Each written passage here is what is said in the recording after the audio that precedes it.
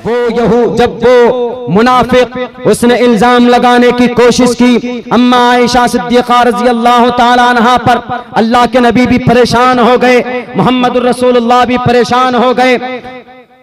और फिर कहा क्या होना चाहिए सब परेशानी के आलम में। अम्मा आयशा को पता चलता है तो रोती है।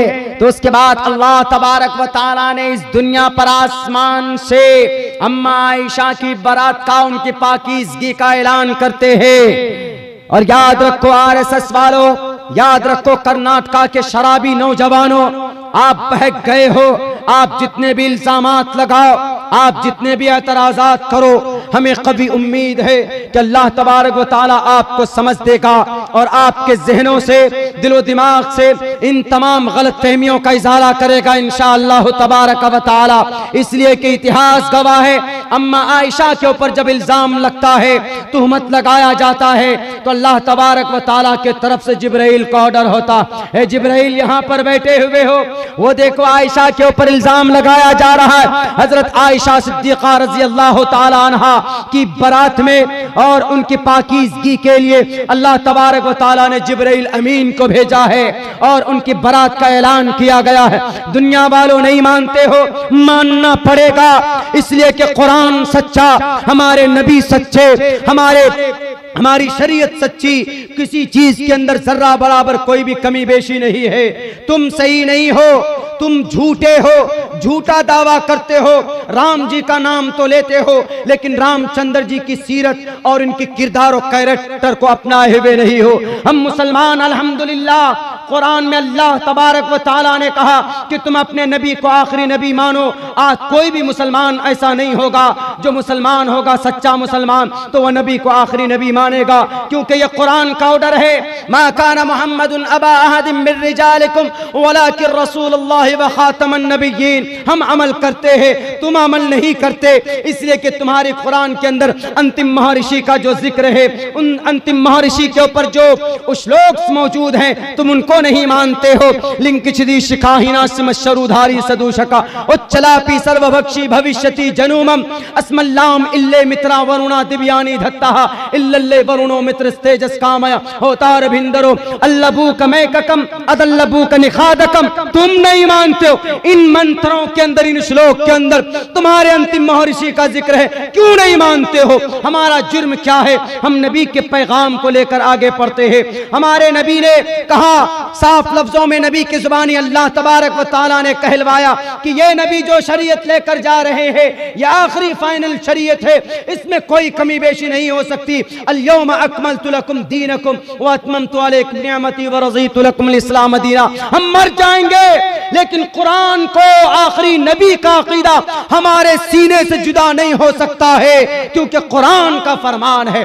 तुम कैसे धार्मिक हो, तुम कैसे वैदिक हो? तुम्हारे वेद में कहा गया कि जो वैदिक संविधान है वह आखिरी होगा। यज्ञम पर चुचाम्यमम सतततूतो निभोस्ति कवरितम पूर्वियम गतम कस्तद्दि विभारती, कि वो ईश्वर आखिरी संविधान को लाएगा। तुम्हारा अकीदा अपने वेदों में तो है ही नहीं, तुम्हारा अकीदा तो है ही नहीं। फर्क यही है कि तुम्हारी जुबान पर अल्फाज है, तुम्हारी जिंदगी में नहीं है। और हम मुसलमान वो हैं जो जुबान के साथ साथ हमारी जिंदगी के अंदर भी अल्लाह के नबी की शरीयत, अल्लाह की शरीयत और अल्लाह के नबी अलैहिस्सलाम का सुन्नत और तरीका होता है कि नहीं? अल्हम्दुलिल्लाह, हम मुसलमान तो वही है कि जो जुबानी दावे के साथ साथ में अमल करने की भी कोशिश करते। अगर हमारी समाज की बेटियां, अगर पर्दे का ऑर्डर कहीं कुरान पे है तो ये सिर्फ कुरान में नहीं है, पूरी दुनिया के अंदर किसी न किसी शक्ल में है। आज मैं पढ़ रहा था ट्रेन में, 6-7 घंटे की जो जर्नी हुई उनमें तकरीबन 4.5 घंटे मेरे स्टडी मुताले में ही गए। वैसे तो मिलते नहीं, आए डॉक्टर साहब सुला दिए, अभी उठा करके लेके आए कि चलिए मौलाना आपको तकरीर करनी है, पढ़ने का मौका नहीं मिलता। उसी ट्रेन में, उसका नाम शायद कुछ और होगा, उसने कहा, उसका थ्योरी, उसकी सोच, औरत के बारे में सोचकर आप आश्चर्य होंगे। वो क्या कह रही? वो ये कह रही थी कि माहिए बेआब की तरह, यानी मछली बिना पानी, उसके अंदर जो सोच नहीं होती है, छटपटाती है, वो सेम वही कॉमन सेंस और वही छटपटाहट आज की औरत के अंदर है। यानी कि वो ये कहती है, उसका कहने का मतलब औरत ना समझ होती है, गैर जिम्मेदार होती। हालांकि ऐसा नहीं है। औरत नाकिसुल अक्ल होती जरूर है। औरत को अल्लाह ने टेढ़ी पसली से पैदा जरूर किया, लेकिन ऐसा नहीं कि वो यूज एंड थ्रू निर्भया जैसे कांड करो उसके साथ, मनीषा जैसी हरकत करो। जाहिर सी बात है कि जो लोग कुर्सी में बैठे हैं उनकी बेटी तो है नहीं। उत्तर प्रदेश के लाल बुजक्कर की कोई बेटी है? उसने शादी ही नहीं की। मैं तो बारहा कहता हूं कि हमारे योगी जी, पहले आप शादी कीजिए, बच्चा पैदा कीजिए, तब आपको पता चलेगा कि बेटी का ये बेटे का क्या दर्द होता है। आपके तो बच्चे ही नहीं। हमारे भारत के देश के जो प्रधानमंत्री साहब हैं, उनकी तो बीवी है लेकिन बच्चे नहीं। क्यों बच्चे नहीं है? क्योंकि 40 साल 42 साल हो गए बीवी को अपने से जुदा किए हुए। बीवी का जो हक नहीं दे पाते, एक आम जनता का क्या हक हुकूक अदा कर पाए? भाई साहब, जब से जीएसटी आया है, जीएसटी भर रहे हैं हर महीने, हम भी जीएसटी भर रहे हैं, परेशान हो गए। जितने का मुर्गा नहीं उतने का मसाला जाता, हमेशा फौरन कॉल आ जाता। आज भी हमारे जो वकील साहब है उन्होंने मैसेज किया कि सर जीएसटी का अपडेट कराइए ना। हमने कहा अरे भाई, उधर बैंक वाला कहता है कि सर आपका नाम फलां। हमने कहा बैंक से लोन का ऑफर है सर आपको। हमने कहा कि अच्छा फ्री में देंगे क्या? बोला नहीं सर 9% इंटरेस्ट लगेगा।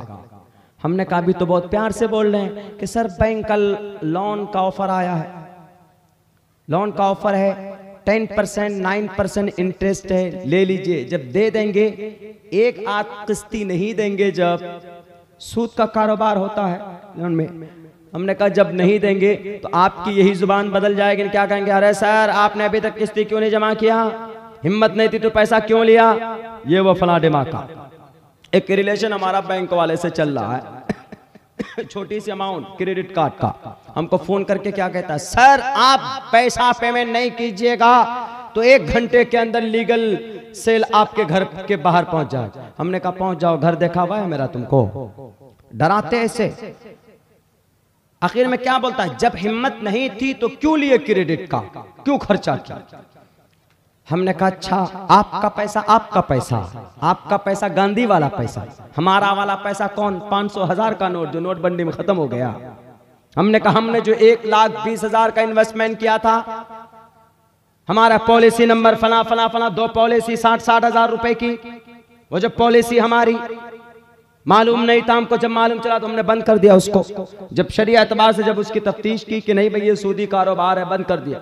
हमने कहा कि sir I will not continue, please stop this, I am not interested and I didn't know according to the Islamic sharia, therefore I decided completely I want to stop it. मैं आगे नहीं चलना चाहता, I will not continue, उसको continue नहीं करूंगा, बंद कर दीजिए। हमने कहा हमारा 1,20,000 वापस करो, पहले वो पैसा वापस करो, तुम अपना क्रेडिट कार्ड का बिल ले लेना तुम निकाल के उसमें से। ये होता कि जनाब उधर से आएंगे, पूरा का पूरा निजाम, हक हुकूक आपको नहीं दिए जाते हैं, बीवियों के हक उनको नहीं दिए जाते हैं। इतना अच्छा खूबसूरत निजाम अगर किसी धर्म में, किसी शरीयत में है तो वो इस्लाम की शरीयत में है, वो कुरान में है, मोहम्मद रसूलुल्लाह सल्लल्लाहु अलैहि वसल्लम की जिंदगी के अंदर। लेकिन बात वहीं आ जाती है ना, बस शैतानियत, जहां शराब मिले, जहां कबाब मिले, उधर लड़के भागते हैं, उधर कदम बढ़ाते हैं। आपने देखा होगा कि नारा लगाने के बाद फौरन गए, कोई सिगरेट पी रहा है, कोई शराब पी रहा है। सिगरेट पीना, शराब पीना, जिन चीजों से नशा पैदा हो जाता है, नशा आवर चीजों का सेवन करना जवानों। बिहार में तो बंदिश है शराब पे, आपके बंगाल में धड़ल्ले से पीते। शराब पीना पाप और जुर्म, कहां पर? कुरान में, शरीयत में। कुरान में शरीयत में तो है, इस्लाम में तो है बंदिश, लेकिन जिन लोगों ने तकबीर वो उसका श्री रामचंद्र जी के नारे बुलंद किए, वो श्री रामचंद्र जी के वो वाल्मीकि रामायण में मना किया गया किसको? नशा आवर चीजों के सेवन से, नशा आवर पदार्थ के सेवन से मना किया गया, क्योंकि वह जानते थे कि शराब पीकर आदमी अपनी दिशा को, अपने होश को, अपनी अकल को खो बैठता है। तारीख गवाह है कि अगर रेप 75% हुए हैं, जिना के वारदात हुए हैं, तो उनमें से तकरीबन 45% रेप उन औरतों, उन बच्चियों, उन लोगों के जरिए से बच्चियों का हुआ है कि जो 45% शराबी और नशा, वो शराब पीने वाले थे, नशे में धुत रहते थे। इसीलिए अल्लाह के नबी अलैहिस्सलाम ने फरमाया कि शराब मत पियो, शराब बुरी चीज है। हमारे नौजवानों का एक बहुत बड़ा तबका जहां कुरान और शरीयत की, कुरान शरीयत से मोहब्बत करने के बजाय वो शराब के नशे में, उन शराब के लत में और शराब की दुनिया में चले जाते हैं। मेरे नौजवानों, अपनी जवानी को पहचानो। अल्लाह ने आपको जवानी दी है, वो कारनामा अंजाम दो, वो काम करो कि आपके बुढ़ापे के वक्त में आपको ये गुरूर हो अपनी जवानी पर कि मैं when I was young person, when I was young boy, जब मैं था, when I was in 26 and from 20 and to 20, मैं 15 साल से लेकर 50 साल की मेरी जब उम्र थी, तो मैंने उस वक्त में ये एक महान काम किए थे। आपको गर्व हो, आपको शर्मिंदगी ना हो। शराब के नशे में और शराब की वजह से, जुए की वजह से और मोबाइल की वजह से, पोर्न वीडियोस की वजह से और फिल्मों की दुनिया में जाकर अपने दिलो दिमाग से वो गंदगी को निकालने की कोशिश करो और अपनी जवानी में वो काम करो ताकि आगे चलकर आपको अपनी जवानी के ऊपर गर्व हो, ताकि कल क़यामत में वन शबाबिही फीमा अफना का जब सवाल हो तो कह सको कि अल्लाह, मैंने अपनी जवानी को आपकी शरीयत की तहफ़्फ़ुज़ के लिए, आपके तरफ से नाजिल करदा हुक्म नमाज की पाबंदी के लिए मैंने बिता दी थी। आप गुनाह करते हो, फिल्में देखते हो, वो बात ठीक है, लेकिन आपको मैं ये कहूंगा कि पहले नमाज पढ़ो, इंशाअल्लाह फिल्म देखने की जो गुनाह आप करते हो, नमाज के अंदर इतनी कुव्वत और कैपेसिटी है कि नस्सलानिल फाशाइ वल मुनकर, आपको इस नमाज की कैपेसिटी की वजह से आप गुनाहों से रुक सकते हो। मैं डायरेक्ट नहीं कहूंगा कि आप बड़े मोबाइल मत रखें, आप मल्टीमीडिया मोबाइल मत रखिए, आप सैमसंग मत रखिए, आप ओप्पो मत रखिए, आप जनाब आप रियलमी के फोन मत रखिए। अल्लाह ने आपको वो सद दी है तो आईफोन रखो, आप एप्पल के ब्रांडेड कंपनी के मोबाइल आप रखो, लेकिन सही काम के लिए। मेरी इस मोबाइल में ये छोटा सा मोबाइल है, आप इस मोबाइल को खोल करके देखिए तो इंशाअल्लाह तबारक व तआला 95 किताब को आज मैंने ट्रांसफर किया है अपने टैबलेट के अंदर। उर्दू में सारी किताबें हैं। एक बहुत बड़ा प्रोफेसर, आज की बात मैं बता रहा हूं, यूएस से आने वाला, वो मेरी सीट में बैठकर वो कहता है कि आप इसमें क्या देखते हैं? हमने कहा मैं देखता नहीं, मैं पढ़ता हूं। जब मैं पढ़ रहा था ये सियासत, ये साइंस और इस्लाम के कॉम्बिनेशन को जब मैं पढ़ रहा था तो उसमें 3-4 लाइन कहीं कहीं पर अंग्रेजी के वर्ड थे। उन्होंने कहा कि it's very easy and you remember this. आप साइंस, उसमें लिखा हुआ था कि डिपार्टमेंट ऑफ ऑटोनॉमी और लिखा हुआ था जियांग यूनिवर्सिटी, प्रोफेसर का नाम था तेजसन का नाम लिखा हुआ था, द फादर ऑफ केमिस्ट्री का नाम लिखा हुआ था। तो इन तमाम चीजों को देखकर वो मुतासिर हुआ। क्या रे, आप तो महान इंसान लगते हो, आप फिल्म देखने के बजाय, आप एपिसोड देखने के बजाय आप स्टडी करते हो, आप पढ़ते हो। हमने कहा कि sir, I am a researcher, I am a student of Islam, मैं एक तालिब इल्म हूं इस्लाम का, and I want to the reality, the what is the correct meaning of the religion in entire world. दुनिया के अंदर धर्म का क्या माना लिया जाता। तो उसके बाद बात यहीं पर आ गई। वो अमित शाह का हवाला देकर बोलने लगे कि इस देश में धर्म के नाम पर अगर किसी ने लड़ाया है तो सबसे बड़ा डाकू, सबसे बड़ा गुंडा उनके अल्फाज हैं। वो ये बोलता है कि हमारे भारत का जो गृह मंत्री, होम मंत्री है, उन्होंने इस देश को लड़ा लगाया। उन्होंने कहा कि जैसे आप जैसे आदमी उसका कल्चर और तहजीब देखकर, उसके बिहेव को देखकर मैं मुतासिर हुआ।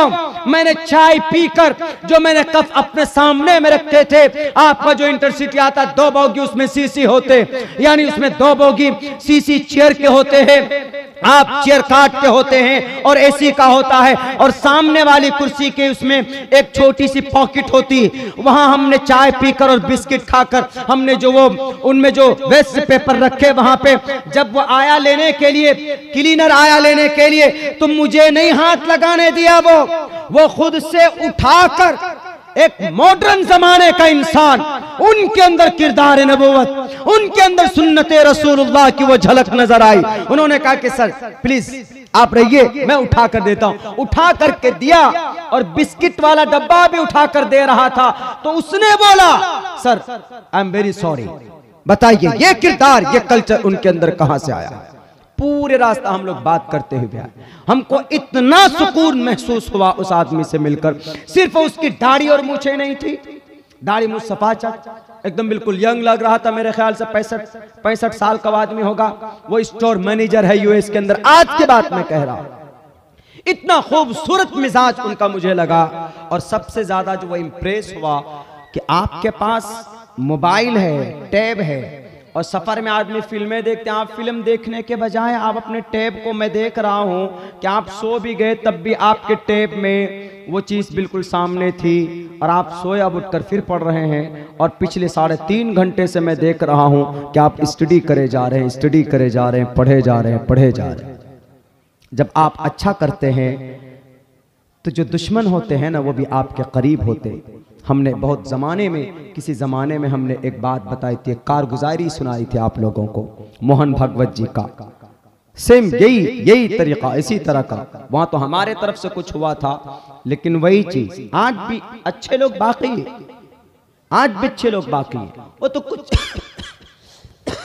किराए के टट्टू होते हैं, किराए के टट्टू होते हैं जिन्हें पता ही नहीं होता उनको अपनी चीज के बारे में। इसलिए मैं नौजवानों से कहता हूं कि जवानों, ऐसा कल्चर पैदा करो, ऐसा कैरेक्टर पैदा करो, ऐसा इखलाक, ऐसा बिहेव पैदा करो। नहीं देखने को मिलता जनाब, बहुत कम देखने को मिलता है। चले जाएं आप, बिहार चले जाएं, झारखंड में भी चले जाएं, बंगाल चले जाएं, बहुत सी जगहों के ऊपर मुसलमान इतना रूट, इतना खुश्क मिजाज, इतनी शिद्दत से बात करेंगे, तकलीफ देंगे, ऐसा लगता है कि जैसे पता नहीं कहां से सीख कर क्या है। नहीं, खुश मिजाज बनिए, किसी से बात कीजिए तो हंसकर बात कीजिए। हंसकर मतलब खंद पेशानी, ये सिर्फ मर्द के लिए, औरत के लिए नहीं। औरत के लिए तो यह है कि फला तखजाना बिल कौल इन इत्तक़ैतुन्ना, अगर आपके घर में कोई पराया मर्द आता है, कुंडी खटखटाता है कि फलां की माँ, तो आप सख्ती से बोलिए। आपकी आवाज सुनकर ऐसा लगे उसको, उस पराये मर्द को, कि बड़ी खतरनाक औरत है, रानी लक्ष्मीबाई है, निकल जाओ। नहीं तो प्यार से मत बोलो। अगर कोई कुंडी खटखटाता है तो पहली बात तो आप आवाज जवाब न दें, लेकिन अगर जवाब दें तो सख्ती के साथ, प्यार से नहीं कि हाँ हेलो आइए आपके लिए चाय हाजिर है। वो चाय पिलाने के लिए आप उनको बुलाते हैं, उनकी नीयत के अंदर, उनके दिल के अंदर और कुछ जागने लग जाता। फला तखजाना बिल कौल फयतमअल्लज़ी फी क़ल्बिही मरज़, जिनके दिल में फतूर होते हैं वो कुछ और समझ लेते हैं, आपके नरमी को, आपके मुस्कान को, आपके मुस्कुराहट को वो कुछ और समझ बैठते हैं। वो हरी झंडी समझ लेते हैं और फिर फायदा उठाने की कोशिश करते। ये औरतों के लिए नहीं है कि नरमी से बात मत कीजिए, बाकी मर्द के लिए है कि आप नरमी से बात करें, पोलाइटली बात करें, और अपने किरदार नबी को, सुन्नते रसूलुल्लाह को अपने हाथ से न जाने दे। मेरे भाइयों, मेरे साथियों, आपके सामने में पर्दे के ताल्लुक से, धार्मिक एतबार से भी और संवैधानिक एतबार से भी मैंने एक तहकीक पेश की है आपके सामने। और दूसरी बात ये कि जो लोग कहते हैं कि जिस कुरान में ये आर्डर है वो कुरान सील पैक का आर्डर देता है, हुकूक को मारता है, लेकिन उन्हें पता ही नहीं कि यही वो कुरान है जिसने दुनिया के अंदर तकरीबन जितने भी साइंटिस्ट आए हैं, बल्कि अल्बर्ट आइंस्टाइन क्या कहता है कि साइंस बिना मजहब के लंगड़ी लूली साइंस। तो ये हमारा कुरान है जो हर जगह पर, हर इलाके में हर तरह से गाइडलाइन करता है। अल्लाह से दुआ कीजिए, चूंकि वक्त भी बहुत हो चुका है, मैं भी थका हुआ हूँ। अल्लाह तबारक व ताला से दुआ कीजिए हम लोग सब मिलकर कि अल्लाह तबारक व ताला इंशाअल्लाह केरला हाई कोर्ट में जैसे सन 2016 में हम केस जीते, अभी भी जो कर्नाटका हाई कोर्ट में जो केस है बच्चियों का, मैं उन लोगों से कहूंगा जो लेटरबाजी करते हैं, आप लेटर लिखो, इन बेटियों की हिमायत में लेटर लिखो। आप लेटर को पिटिशन की शक्ल में इन बेटियों की हिमायत के लिए किसी कोर्ट में दाखिल करो, या किसी जज को दो, या किसी डीएम को दोगे तो फायदा होगा। मेरे खिलाफ रूमर फैलाने से कोई फायदा नहीं होगा। मेरी बातों से अगर आपको जलन हो, मेरी बातों से अगर आपको तकलीफ हो, तो आप मुझसे पूछें कि मौलाना आपके इस बयान से, या आपके इस फरमान से, या आपके इस कौल फ़ैल से मुझे तकलीफ है। मैं इंशाअल्लाह अगर मैं गलती पर होऊंगा तो मैं 100 मरतबा झुककर कबूल करने के लिए तैयार हूं। लेकिन when I was, if I know I was in a right, मैं अगर सही था, सही रास्ते पर था, तो 7 पुश्त भी कब्र से उठकर आ जाए, हमें ना तो कोई डरा सकता है, ना कोई धमका सकता है, ना कोई हमारे ऊपर बैंड लगा सकता है। इसलिए कि वो तो इज़्ज़ु मन तशा वो तुज़िल्लु मन तशा, अल्लाह चाहता है जिसको इज्जत देता है, अल्लाह चाहता है जिसको जिल्लत देता। तुम्हारे बैंड करने से मैं डरता नहीं, बल्कि अल्लाह तबारक व तआला की जात पर भरोसा करके हम आगे बढ़ते हैं। आप सबको भी आगे बढ़ना चाहिए। जिंदगी के अंदर कुछ दा लगाया, THE द 100 खास 100 खास आदमी की कहानी और हिस्ट्री और इतिहास। उस किताब को पढ़िएगा तो वहां पर उस किताब में आपको पता चलेगा कि मोहम्मदुर रसूलुल्लाह वमा अरसलनाका इल्ला रहमतल लिल आलमीन कैसे थे। मोहम्मदुर रसूलुल्लाह के ऊपर कुरान नाजिल हुआ 23 साल के कलील मुद्दत में। 10 अगस्त 610 ईस्वी को शुरुआत होगी कुरान करीम के नुज़ूल की, आप अलैहिस्सलाम पर नाजिल होना शुरू हुआ और 23 साल में यह कुरान मुकम्मल कर दिया गया। और इसी कुरान में इंसान को जिंदगी गुजारने का किन किन चीज़ों की ज़रूरत पड़ सकती थी, किन किन मसाइल का, पिछले वाक़यात को भी अल्लाह तबारक व तआला ने सामने रखकर बक़द्र ज़रूरत लोगों को समझाने की कोशिश की, बताने की कोशिश की कि ताकि कौम के लोग समझ जाएं, इस धरती में, इस मानव जाति के अंदर अमन और शांति का माहौल पैदा हो और वह इबादत करें उस अल्लाह की जिसने उसको बनाया। जहां पर जो मसला वाज़ेह क्लियर नहीं था तो मोहम्मद रसूलुल्लाह ने अपने अमल के जरिए से, अपने कौल व फ़ैल के जरिए से लोगों को बताया कि यहां ये नहीं, ऐसा करना है।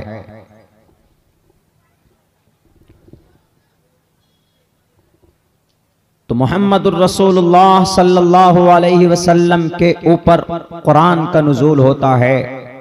और आज जो हम लोग, जो कानून है इस्लाम का, वो कौन सा कानून, उसका नाम क्या? यही कुरान पाक और अहादीस मुबारका, ये इस्लाम का कानून है। इन्हीं दोनों को मिलाकर कह दिया जाता है शरीयत।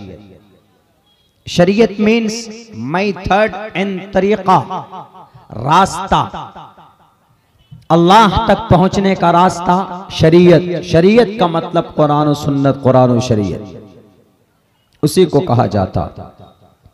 और आज अगर इस धरती पर कोई बेटी पर्दा करती है तो वो इस शरीयत के ऑर्डर को मानती है।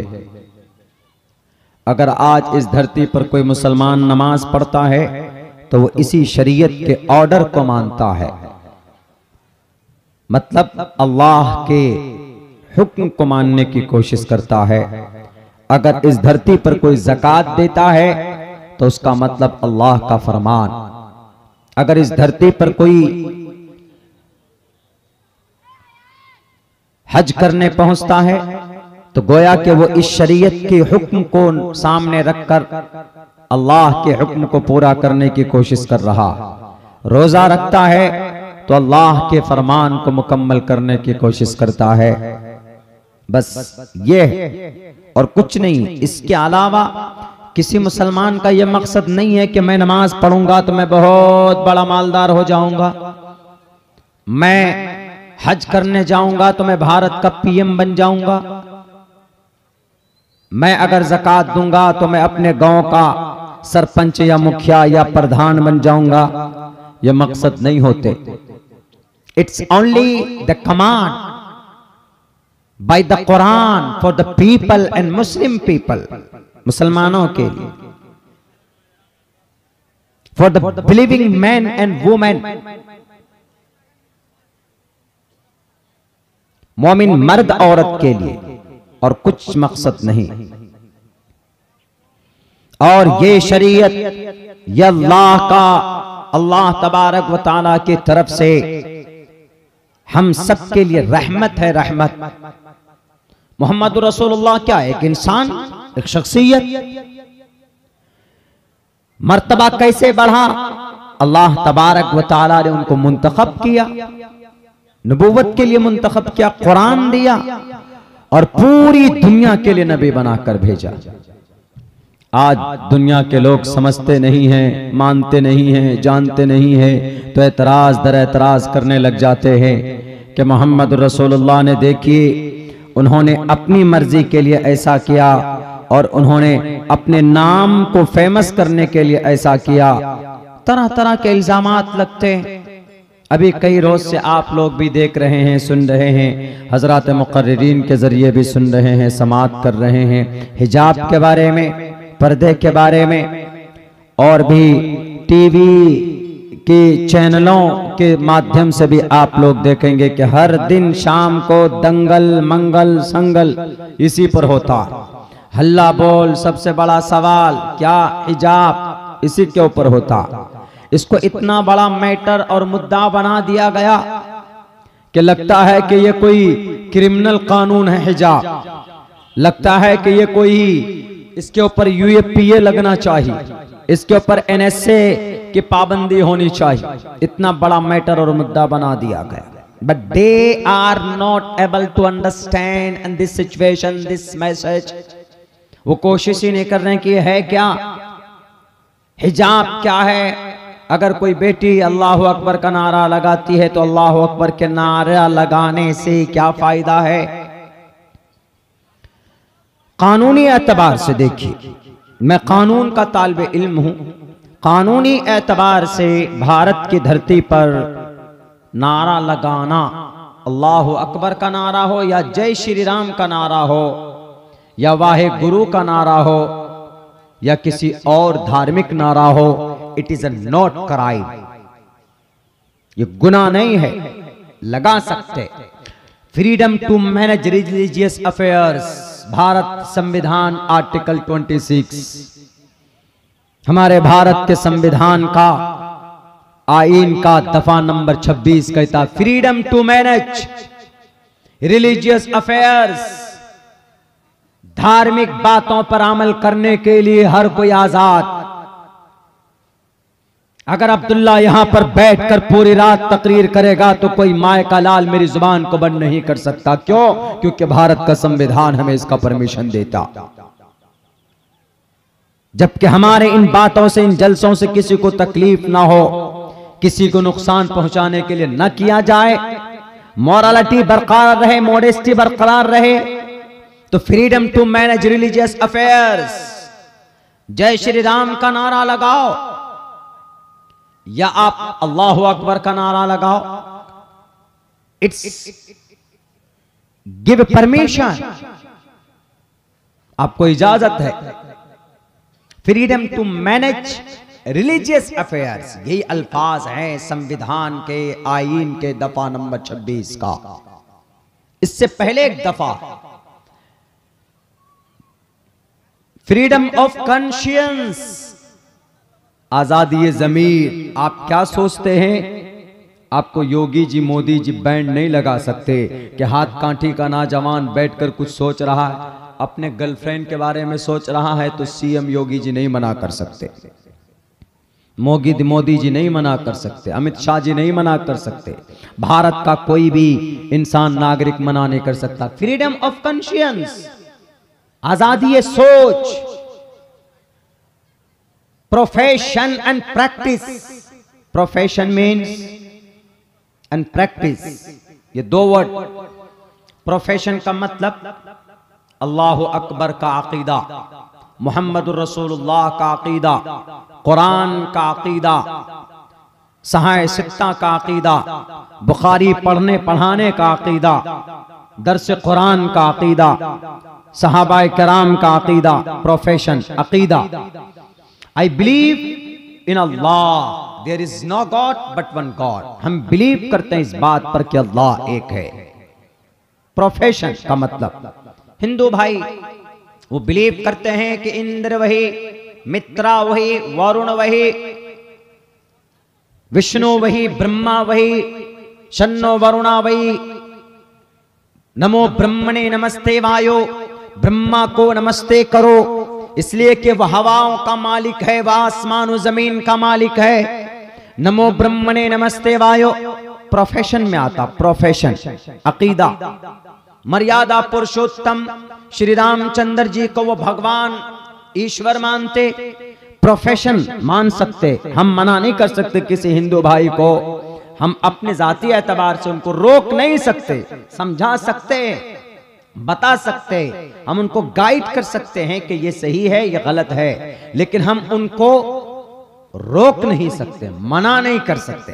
फ्री प्रोफेशन का यह मतलब। एंड प्रैक्टिस, प्रैक्टिस का क्या मतलब है? प्रैक्टिस का मतलब है कि आपकी मस्जिद अजान होती नमाज पढ़ते, अकीदा क्या है? अल्लाह आपको देख रहा है या अल्लाह को आप देख रहे हो। जाते हैं नमाज पढ़ने के लिए, अल्लाह की बंदगी के लिए आप जाते हैं, तो प्रैक्टिस में याद आता। हिंदू भाई ये मंदिर में घंटा बजाया, हमारी माताएं गए दूध लेकर शिवलिंग के लिंग पे डाल दिए।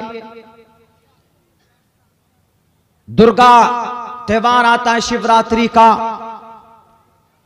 तो 9वें रात में खस्सी को मारते हैं, काटते हैं, बलि देते हैं, तो यह प्रैक्टिस में आता। प्रैक्टिस। फ्री प्रोफेशन अकीदे की आजादी, अमल की आजादी। मुसलमान है, जुम्मे की नमाज में मर्द औरत मस्जिद में जाएंगे, फ्रीडम ऑफ प्रैक्टिस। ईदैन की नमाज है, ईद उल अजहा और ईद की नमाज में हम बाहर निकलते हैं, ईदगाह में जाते हैं, फ्रीडम ऑफ प्रैक्टिस।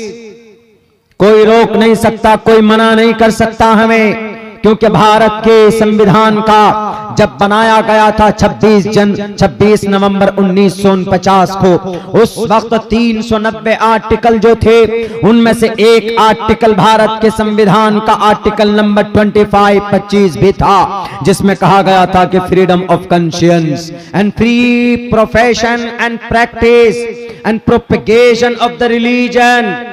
अगर इस कुर्सी पर, इस मंच पर खड़े होकर इस्लाम का कोई प्रचार करता है तो प्रोपेगेशन ऑफ द रिलीजन।